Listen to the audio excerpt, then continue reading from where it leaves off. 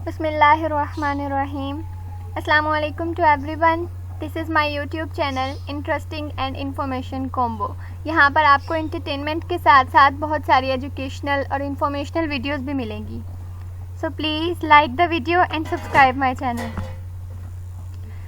आज इस वीडियो बनाने का टॉपिक है Miller and Harley chapter number 36 circulation, immunity and gas exchange. आज अपनी इस वीडियो में हम लोग इसका फर्स्ट टॉपिक कवर करेंगे, that is the transport system in invertebrates. अपने मेन टॉपिक पे मूव करने से पहले हम लोग ये देखेंगे कि सर्कुलेशन क्या होती है और क्यों ज़रूरी है. जितने भी एनिमल्स हैं including humans, because we are also a social animal, तो सभी एनिमल्स जो है ना वो अपनी बॉडी में होम्योस्टेसिस मेंटेन करके रखना चाहते हैं. अब होम्योस्टेसिस क्या है कि हमें पता है कि जो हमारा एक्सटर्नल इन्वायरमेंट है वो फ्लक्चुएट करता रहता है, उसमें चेंजेस आते रहते हैं. तो बाहर कोई भी चेंज आ रहा है लेकिन बॉडी के जो नॉर्मल रिक्वायरमेंट्स हैं, जो बॉडी की नॉर्मल रूटीन है, वो डिस्टर्ब ना हो, यानी कि इंटरनल इन्वायरमेंट को मेंटेन करके रखना जो है ना वो होम्योस्टेसिस कहलाता है. तो सभी एनिमल्स जो है ना वो यही कोशिश करते हैं कि वो होम्योस्टेसिस को मेंटेन करके रखें, ताकि अगर उनके एक्सटर्नल इन्वायरमेंट में कोई फ्लक्चुएशन आ भी रही है तो उससे जो है ना उनकी बॉडी पे कोई इफ़ेक्ट ना पड़े. अब इसके लिए तीन जो है ना वो ज़रूरी होती हैं चीज़ें. तीन तरह के एक्सचेंजेस जो है ना वो लाजमी सभी एनिमल्स को करनी पड़ती हैं, including humans. Exchange of nutrients, exchange of waste and exchange of gases. ये तीन तरह के जो एक्सचेंजेस हैं ना वो की जाती हैं, और इनको करवाने के लिए पूरी की पूरी बॉडी में एक सर्कुलेटरी फ्लूइड जो है ना वो फ्रीली मूव कर रहा होता है, और इस प्रोसेस को बोलते हैं सर्कुलेशन. नेक्स्ट हम अपने मेन टॉपिक की तरफ मूव करते हैं, which is the transport system in invertebrates. हमें पता है कि जो इनवर्टिब्रेट्स हैं वो बहुत ही सिंपल लाइफ होती है, ठीक है. उनमें ना तो ज़्यादा मॉडिफिकेशंस हैं, जस्ट यहाँ पर लाइफ इवॉल्व हुई हुई है. बैक्टीरिया के बाद हमें कुछ जो है ना वो ऑर्गेनिजम्स देखने के लिए मिले हैं जिनमें लाइफ बहुत सिंपल है, उनके फीचर्स बहुत ज़्यादा सिंपल हैं. उनमें ना तो कोई प्रॉपर ऑर्गन्स की डेवलपमेंट है, ना उनमें कोई प्रॉपर सर्कुलेटरी सिस्टम होता है, इवन कोई भी सिस्टम उनके अंदर इस्टेब्लिश नहीं हुआ होता है. सबसे पहले हम लोग यहाँ पर बात करेंगे प्रोटोजोआ की. प्रोटोजोआ को सबसे सिंपलेस्ट लाइफ कंसीडर किया जाता है. अब आप इस वीडियो में भी इस पिक में भी देख सकते हैं कि प्रोटोजोआ की यहाँ पर डायग्राम मेंशन की गई है. इसमें इसके बहुत सारे जो है ना आपको सेल्स दिखाए गए हैं जो कि ऑर्गन्स का रोल प्ले करेंगे. यहाँ पर कोई प्रॉपर ऑर्गन सिस्टम आपको नहीं देखने के लिए मिल रहा है, क्योंकि ये बहुत ही सिंपल लाइफ है. और इसका सरफेस एरिया आप देख सकते हैं बहुत ही ज़्यादा है. इनके अंदर प्रॉपर सर्कुलेटरी सिस्टम, क्या सर्कुलेटरी सिस्टम होता ही नहीं है. अब इनका बॉडी साइज़ जो है ना वो बहुत ही स्मॉल होता है. ये आपको माइक्रोस्कोप में दिखाया गया है. ये देखिए यहाँ पर आप नज़र आ रहा है आपको कि इसका जो एक एक छोटा छोटा सेल है वही जो है ना यहाँ पर अपना अपना रोल प्ले कर रहा है, लेकिन इन्होंने बॉडी का बहुत थोड़ा वॉल्यूम ऑक्यूपाई किया हुआ है, जिसकी वजह से हम कह सकते हैं कि जो इनका सरफेस एरिया है इनका बहुत ही लार्ज रेशो बनती है, इनके surface area to volume ratio. अब ऐसा क्यों है? क्योंकि इनके ये जो सेल्स हैं इन्होंने बॉडी में बहुत थोड़ा वॉल्यूम ऑक्यूपाई किया है, और जो इनकी स्किन है उसको बहुत ज़्यादा जो है ना स्पेस मिली हुई है, जिसकी वजह से वो सिंपल डिफ्यूजन के ज़रिए से जो है ना वो एक्सचेंज करवा देते हैं, वो सर्कुलेशन का प्रोसेस जो है ना वो कंप्लीट करते हैं. अब इस अगर आपकी जो surface area to volume ratio है अगर वो बहुत ज़्यादा होती है तो इसका बहुत अच्छा फ़ायदा होता है कि डिफ्यूजन का रेट उतना ही ज़्यादा होता है. लेकिन अगर surface area to volume ratio कम होगी तो उतनी ही आपकी डिफ्यूजन भी कम होती है. तो प्रोटोजोन्स के लिए ये एडवांटेज है कि उनकी जो ये रेशियो है वो बहुत हाई होती है, बॉडी साइज़ बहुत स्मॉल होता है. तो वो क्या करते हैं कि अपने साइटोप्लाज्म और इन्वायरमेंट में जो भी उन्होंने एक्सचेंज करवाना होता है ना वो अपनी प्लाज्मा मेम्ब्रेन के थ्रू करवाते हैं. नेक्स्ट अगर हम देखें तो हमारे पास नेक्स्ट इनवर्टिब्रेट है स्पॉन्जेस. स्पॉन्जेस से आप सब लोग वाकिफ़ होंगे, आप लोगों ने अपने इनवर्टिब्रेट्स के कोर्स में पढ़ा होगा. अब आप देख सकते हैं कि यहाँ पर भी कोई प्रॉपर सर्कुलेटरी सिस्टम आपको नज़र नहीं आ रहा है. ना यहाँ पर आपको कोई हार्ट नज़र आ रहा है, ना आपको कोई और पंपिंग ऑर्गन नज़र आ रहा है, ना ही आपको किसी किस्म का वेसल्स का कोई नेटवर्क नज़र आ रहा है. तो हम कह सकते हैं कि ये लाइफ भी अभी भी सिंपल ही है. लेकिन क्योंकि ये प्रोटोजोन से थोड़ी नेक्स्ट लाइफ है तो जाहिर सी बात है कि इसमें थोड़ी सी एडवांसमेंट है. और वो क्या है कि वहाँ पर जो है ना वो स्किन रोल प्ले कर रही थी ट्रांसपोर्टेशन में। यहाँ पर क्योंकि ये वाटर में रहते हैं तो वो वाटर जो है ना वो इनकी ट्रांसपोर्टेशन में हेल्प करेगा। अब वो कैसे करेगा कि इसकी बॉडी के अंदर ना छोटे छोटे पोर्स होते हैं जिनको हम ऑस्टिया भी बोलते हैं। उन पोर्स के ज़रिए से इसकी बॉडी के अंदर वाटर एंटर होगा। यहाँ पर जो है ना ये एक्सचेंज होगा न्यूट्रिएंट्स का, गैसेस का, वेस्ट का। एक्सचेंज होने के बाद ये वाटर एक बड़े पोर के ज़रिए से इस बॉडी को लीव कर जाएगा और अपने साथ जो भी इसने एक्सचेंज करवाया मटेरियल वो भी बाहर ले जाएगा। अब जब वाटर बॉडी के अंदर आता है तो वाटर में से ऑक्सीजन को एब्जॉर्ब कर लिया जाता है, जो नाइट्रोजीनियस कंपाउंड जिनको चाहिए वो एब्जॉर्ब कर लिए जाते हैं, और जो अपना वेस्ट है वो इसी वाटर के थ्रू बॉडी से बाहर निकाल दिया जाता है। तो हम कह सकते हैं कि water here behaves as a circulatory fluid. So ये ट्रांसपोर्टेशन थी स्पॉन्जेस में। नेक्स्ट अगर हम बात करें कि नाइडेरियंस के अंदर ट्रांसपोर्टेशन किस तरह से होती है। अब नाइडेरियन से आप लोग बहुत अच्छी तरह से वाकिफ़ हैं। इसमें जेलीफिश की एग्जांपल आती है, इसमें हाइड्रा की एग्जांपल्स आती हैं, और ये तो मेरे ख्याल से बहुत कॉमन है, सब ने देखा होगा शायद। अगर हम सबसे पहले बात करें कि नाइडेरियंस जो है ना अब ये थोड़ी सी एडवांस लाइफ होती जा रही है, सिंप्लिसिटी की तरफ से, सिंप्लिसिटी से कम्प्लेक्स की तरफ जा रही है लाइफ। तो जाहिर सी बात है कि मॉडिफिकेशंस होंगी, न्यू फीचर्स जो है ना वो इवॉल्व होंगे और लाइफ जो है ना वो कम्प्लेक्स होती जाएगी। अब यहाँ पर क्या है कि गैस्ट्रोवेस्कुलर कैविटी जो है ना वो इवॉल्व हो गई हुई है। अब जैसे कि आप इस डायग्राम में देख सकते हैं, आपको इसकी बॉडी के अंदर यहाँ पर ये वाली जो कैविटी नज़र आ रही है ना, ये ब्राउन कलर में आपको जो कैविटी नज़र आ रही है, इसको हम गैस्ट्रोवेस्कुलर कैविटी बोलेंगे। अब ये गैस्ट्रोवेस्कुलर कैविटी क्या करेगी कि बॉडी के अंदर से जो भी वेस्ट है, जो भी नाइट्रोजीनियस कंपाउंड हैं या गैसेस हैं, जैसे कार्बन डाइऑक्साइड वो एक्स्ट्रा हो चुकी है, ठीक है, उसका एक्सचेंज करवाना है, वो सारी की सारी ये गैस्ट्रोवेस्कुलर कैविटी में आ जाएंगी। और बाद में क्या होगा कि यही गैस्ट्रोवेस्कुलर कैविटी जब इसके अंदर वाटर आएगा तो वो वाटर क्या करेगा कि यहाँ से सारा का सारा जो वेस्ट है ना वो एक्सचेंज करवा लेगा, और जो वाटर के अंदर से ऑक्सीजन थी, नाइट्रोजीनियस कंपाउंड्स थे या जो इंपॉर्टेंट न्यूट्रिएंट्स थे वो गैस्ट्रोवेस्कुलर कैविटी के अंदर एब्जॉर्ब कर लिए जाएंगे, और बाद में वाटर के ज़रिए से सारा जो वेस्ट था, जो न्यूट्रिएंट्स थे एक्स्ट्रा, उनको एक्सचेंज करवा लिया जाएगा, बॉडी के बाहर ट्रांसपोर्ट करवा दिया जाएगा। अब यहाँ पर हमने देखा कि ये जो गैस्ट्रोवेस्कुलर कैविटी है इसने जो है ना सारे न्यूट्रिएंट्स को एब्जॉर्ब किया। अब इसकी रिस्पॉन्सिबिलिटी है कि ये बॉडी के हर पार्ट में, यहाँ पर आपको जितने भी पार्ट्स नज़र आ रहे हैं जो इसके बॉडी के ऑर्गन्स हैं या टिश्यूज़ कह लें या जो इसके सेल्स हैं, वहाँ तक जो है ना ये सारे के सारे जो इसने मटीरियल्स एक्सचेंज करवाए थे वो उन तक पहुँचाएगा। तो हमने देखा ये नाइडेरियंस में था सर्कुलेशन का प्रोसेस।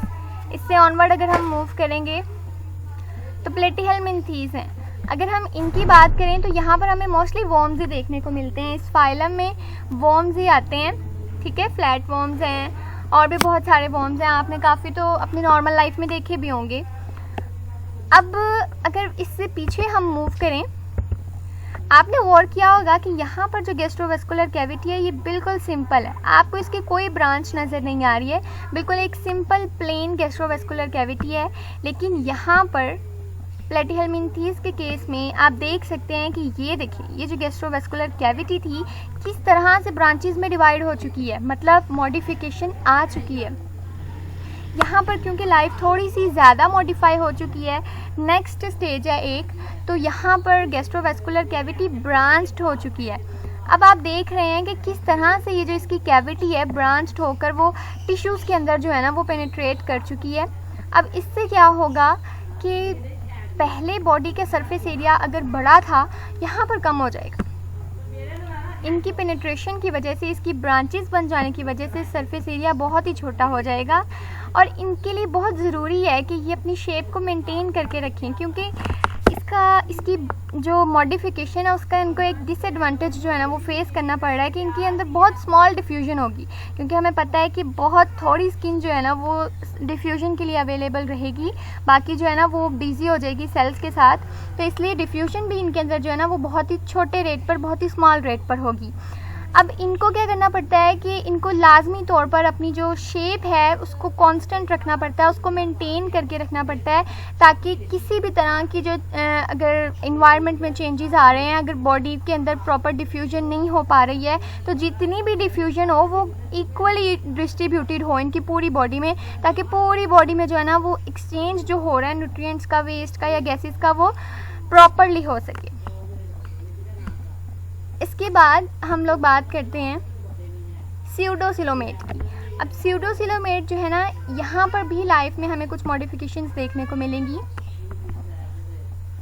फर्स्टली हम देखते हैं कि यहाँ पर सिलोमिक फ्लूइड जो है ना वो इवॉल्व हो चुका है। अब सिलोमिक फ्लूइड क्या होता है, ये हमने पहले भी बात की है कि सर्कुलेशन का जो प्रोसेस है उसमें एक सर्कुलेटरी फ्लूइड पूरी की पूरी बॉडी में मूव करता है और वो ट्रांसपोर्टेशन करवाता है। अब यहाँ पर हम देखेंगे कि सिलोमिक फ्लूइड कौन कौन से रोल प्ले करता है।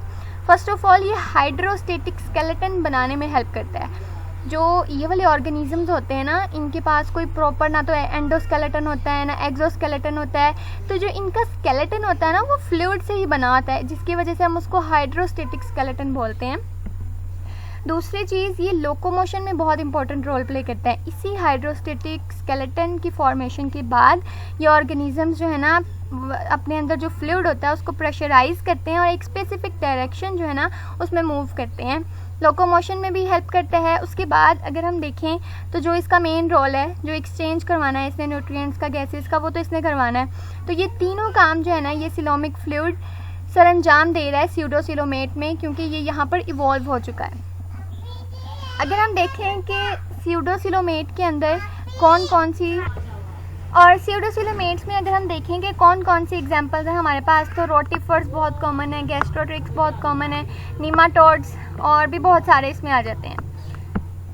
नेक्स्ट अगर हम देखें तो मोलस्क, इसमें जो है ना ट्रांसपोर्टेशन थोड़ी सी इंटरेस्टिंग हो जाती है, क्योंकि यहाँ पर जो है ना लाइफ ज़रा ज़्यादा मॉडिफाई हो गई है। इसमें आपको बहुत सारे ऑर्गेनिजम्स देखने को मिलते हैं, जैसे गैस्ट्रोपोड्स आप मोलस्क में आते हैं, बाइवल्व्स जो है ना वो मोलस्क में आते हैं, और यहाँ पर आपको बहुत सारी चीज़ें जो है ना वो न्यू देखने के लिए मिलेंगी। तो चलें देखते हैं वो क्या है। यहाँ पर सर्कुलेटरी सिस्टम इवॉल्व हो चुका है। अभी तक हमने जितने भी इन्वर्टिब्रेट्स पढ़े उसमें हमें कहीं पर भी सर्कुलेटरी सिस्टम नहीं नज़र आया।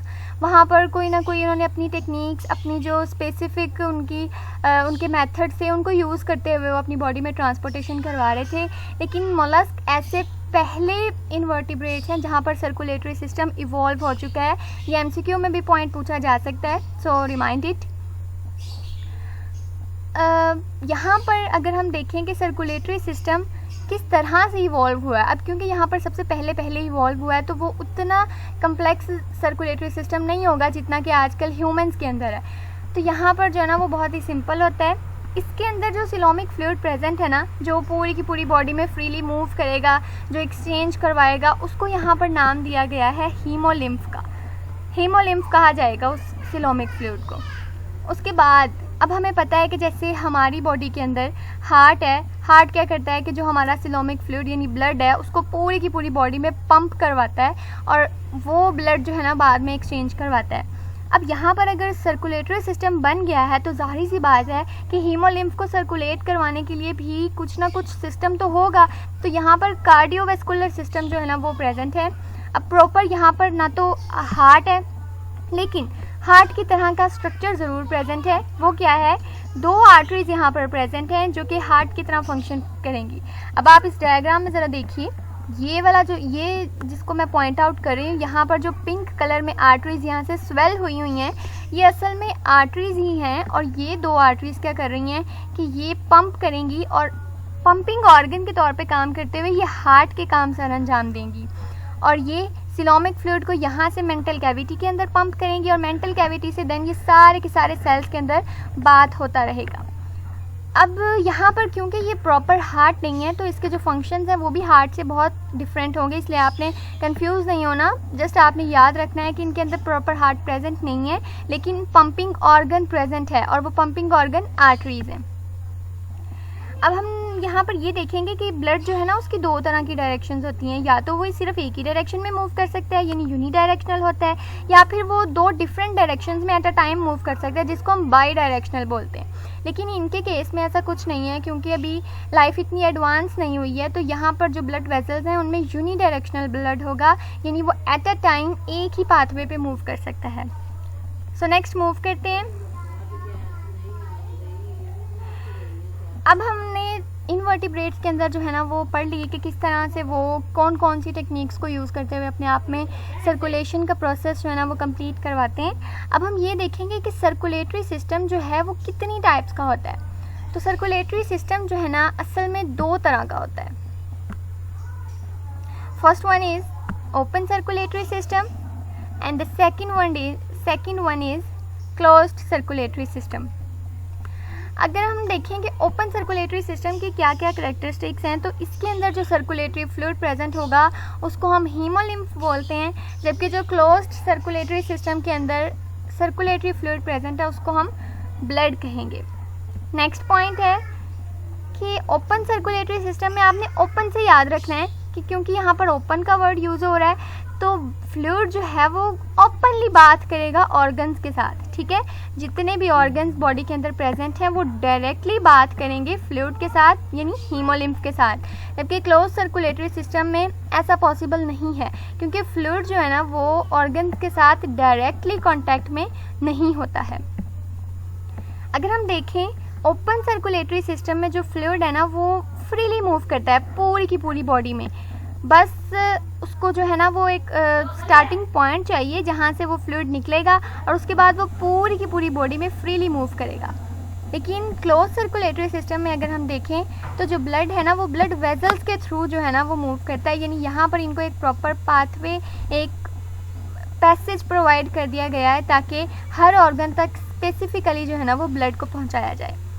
ओपन सर्कुलेटरी सिस्टम में बहुत सारे कॉमन आर्थ्रोपोड्स जिनमें इंसेक्ट्स बहुत कॉमन है वो आ जाते हैं। मोलस्क के अंदर भी ओपन सर्कुलेटरी सिस्टम देखने को मिलता है। और क्लोज सर्कुलेटरी सिस्टम एनेलिड्स में होता है, कॉर्डेट्स में होता है। कॉर्डेट्स में सारा कुछ ही आ जाता है, फिशेस आ जाती हैं, एम्फीबियंस, बर्ड्स, इवन मैमल्स भी जो है ना वो कॉर्डेट्स में आते हैं। और हम में भी क्लोज सर्कुलेटरी सिस्टम होता है।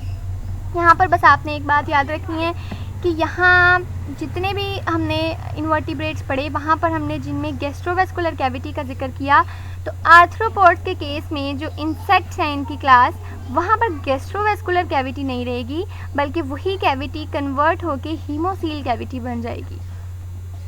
कुछ इंपॉर्टेंट पॉइंट्स मैंने इसमें बताए हैं, आप लोग प्लीज़ उनको याद रखें ताकि आपको पेपर में कोई भी प्रॉब्लम ना हो। अगर आप लोगों को किसी भी टॉपिक पे कोई भी वीडियो चाहिए तो आप लोग मुझे कमेंट सेक्शन में बता सकते हैं। अगर आपको वीडियो पसंद आई तो प्लीज़ लाइक ज़रूर कीजिएगा। अल्लाह हाफ़िज़।